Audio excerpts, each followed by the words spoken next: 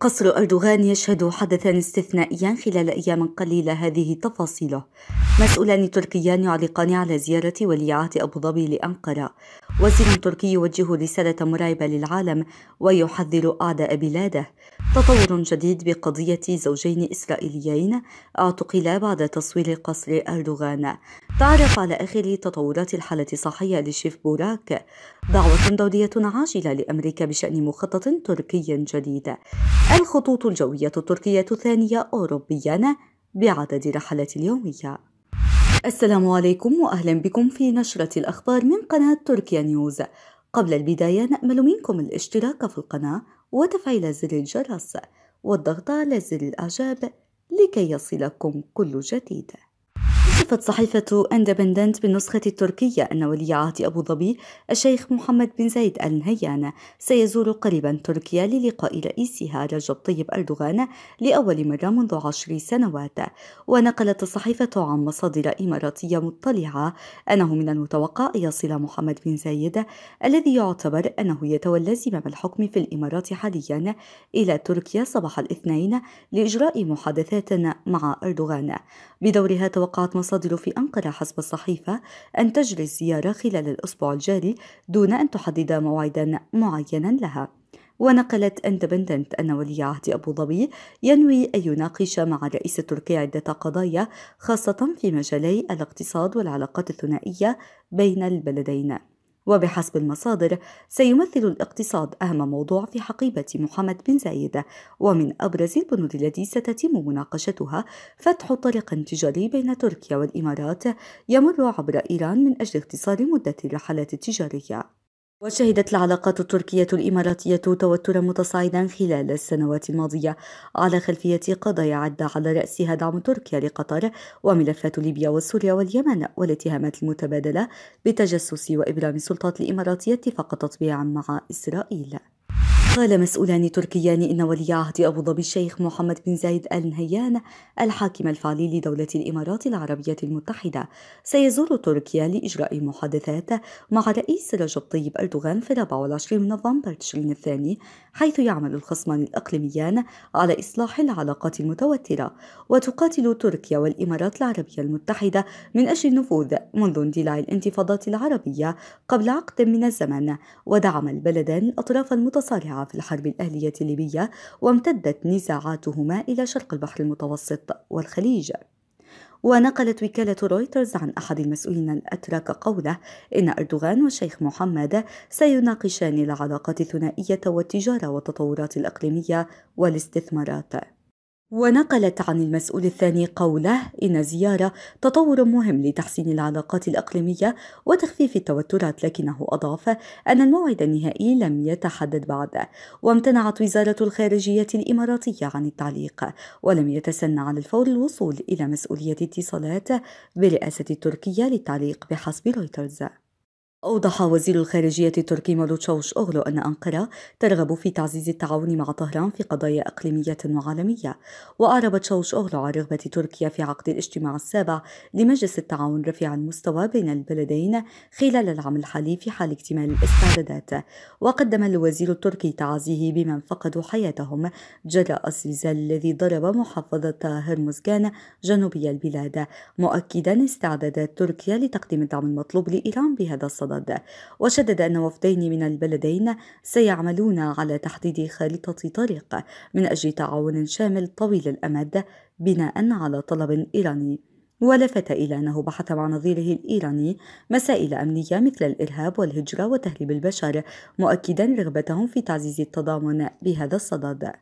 وبين أصدر مجلس الأمن القومي الإسرائيلي تحذيرا من السفر إلى تركيا في ضوء ما أسماه مستوى التهديد المرتفع هناك والقلق من نشاط إرهابي في جميع مناطق الجذب السياحي في تركيا على حد تعبيره.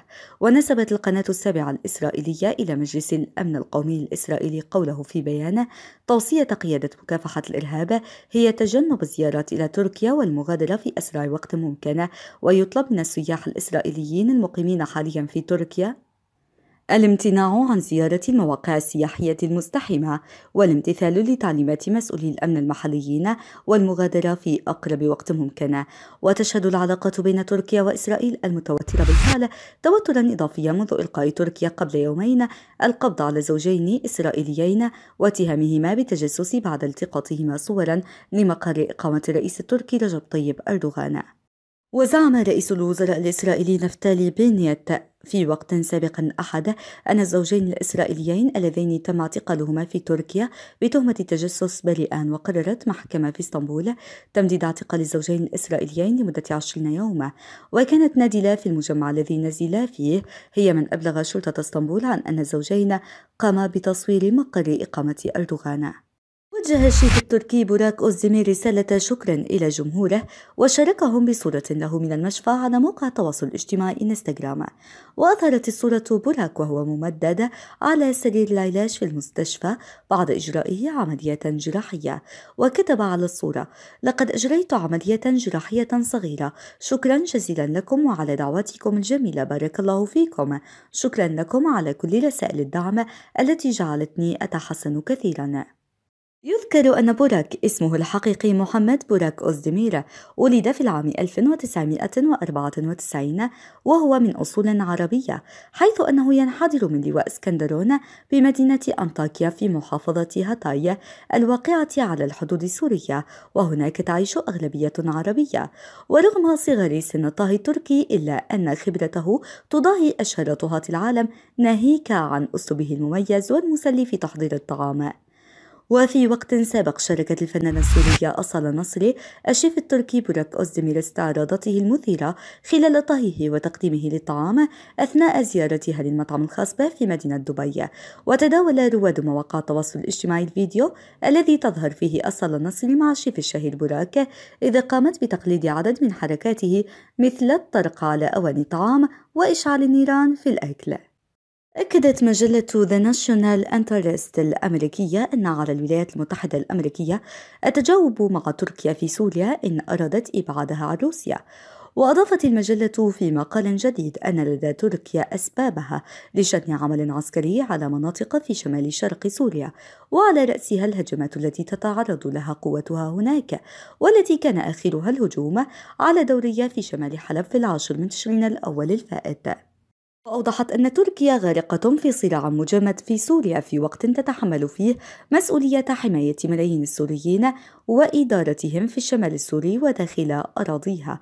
وأشار المقال إلى أن أنقرة تتصدى لهجمات قوات الأسد وحلفائها من الروس الإيرانيين على مناطق شمال غرب سوريا، كما تتصدى لهجمات مجموعات كردية في المنطقة. وبحسب المجلة فإن الرئيس التركي رجب طيب أردوغان بات يفضل تجنب التصعيد رغم أن العملية العسكرية قد تستعيد مكانته المحلية والدولية. ولفتت إلى أن أنقرة ترغب بتهيئة الظروف قبل أي عمل عسكري عبر أخذ الموافقة من روسيا والولايات المتحدة، إلا أن ذلك لا يبدو أنه قد تحقق. ويضيف المقال أنه في حال لم تحقق أوروبا وأمريكا حلا لمشاكل تركيا في سوريا فلن يكون أمام أردوغان سوى اختيار روسيا للحصول على بديل، أو قد يلجأ لتصرف فردي. أجرت الخطوط الجوية التركية 1007 رحلات يومية بين 8 و14 من نوفمبر، مما يجعلها ثاني شركة طيران لديها أكبر عدد من الرحلات في أوروبا. وبحسب تقرير المنظمة الأوروبية لسلامة الملاحة الجوية يوروكنترول، فيما يتعلق برحلات في الفترة من 8 إلى 14 من نوفمبر تشرين الثاني، تم تنفيذ 145,512 رحلة أسبوعيا و20,787 رحلة يوميا. ومع رفع القيود في نطاق تدابير كوفيد-19 إلى حد كبير، تم تسجيل شركة ريان الأيرلندية للخطوط الجوية كأفضل شركة طيران في أوروبا مع 2100 رحلتين يوميا. واحتلت الخطوط الجوية التركية المرتبة الثانية بعدد 1007 رحلات يومية، بينما احتلت شركة لفتهانزا الجوية المرتبة الثالثة بعدد 939 رحلة. كما احتلت شركة بيغاسوس التركية المرتبة العاشرة على القائمة مع 398 رحلة.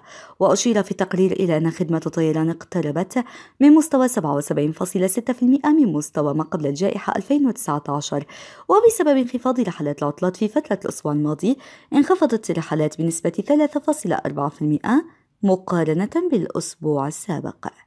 عزيزي متابع قناة تركيا نيوز، هل تنتهي أزمة الزوجين الإسرائيليين مع تركيا؟